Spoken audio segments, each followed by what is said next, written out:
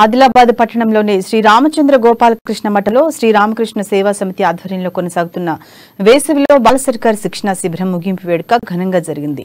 మఠాధిపతి యోగానంద సరస్వతి ముఖ్య అతిథిగా విచ్చేసి జ్యోతి ప్రజ్వలన గావించారు. చిన్నారులు ఎంతో చక్కగా శిక్షణలో నేర్చుకున్న గీతా శ్లోకాలు, శాంతి మంత్రాలు, వేద మంత్రాలు, ప్రార్థనా శ్లోకాలు, భక్తి భజనలు పాడటంతో పాటు యోగాసనాలు ప్రదర్శించి ఆకట్టుకున్నారు.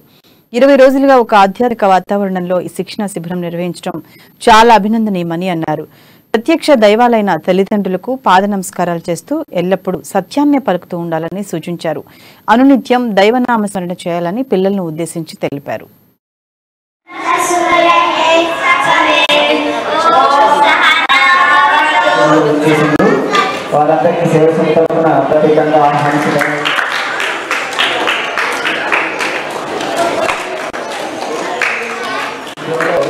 పాల్గొన్నారు. దీనికి మరి